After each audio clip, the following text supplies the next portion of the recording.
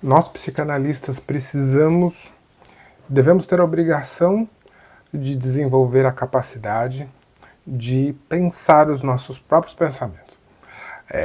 Eu queria falar um pouco sobre supervisão. Supervisão é um dos tripés que a gente costuma chamar, a gente psicanalista, né? A respeito não da nossa formação, mas muito mais a respeito do exercício, né, da clínica psicanalítica. Por que eu não vou falar de formação? Porque formação, a própria palavra, né, já diz formar, né? Então, quando já está formado, a gente tem essa impressão de que não precisa mais, né? Tal qual a função de um diploma, por exemplo. É coisa que a gente psicanalista não tem e não quer ter, né?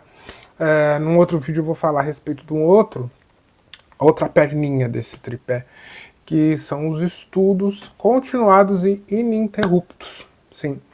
Mas voltando para a supervisão e a importância dela, vocês imaginem só um psicanalista que na sua vida pessoal sofreu, por exemplo, uma traição num relacionamento monogâmico, e ele sofreu uma traição, a pessoa transou com a outra pessoa, ele ficou sem saber nada, soube na última hora por terceiros, enfim, estou inventando aqui uma história.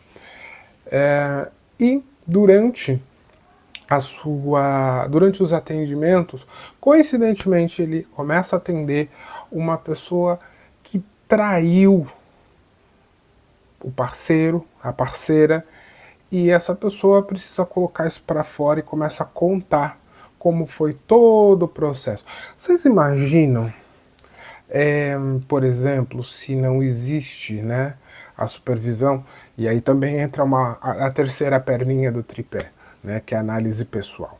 Mas voltando, eu vou falar da supervisão, né, que muito possivelmente, esse psicanalista, ele vai começar a misturar as coisas.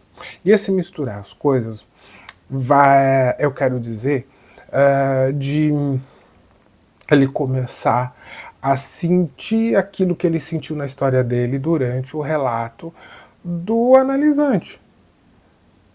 E esse processo resultar de um manejo equivocado, um manejo precipitado, um manejo ruim daquela sessão por causa de um processo, por causa de um acontecimento, algo que, né, enfim, algo que aconteceu na vida desse analista. E ele deixa isso passar batido e continua a atender, né? Ele não deve fazer isso, né?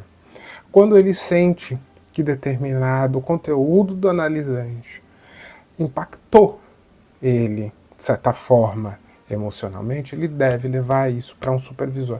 O que é um supervisor? O supervisor é um outro analista, muito provavelmente com mais tempo de clínica, que vai ajudar ele a manejar os próprios sentimentos, não vai ajudar a anular, a ser neutro, né? Eu penso que isso não existe, né? Psicanalista, sobretudo, a gente.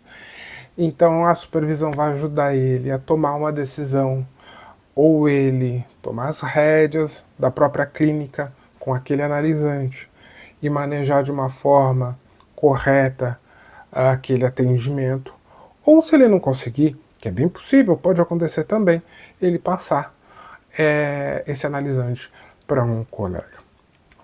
Bom, é por isso que um dos recursos que a gente tem como analista, e a gente aprende e desenvolve com os nossos supervisores ou supervisoras, é aprender a pensar a respeito do nosso próprio pensamento.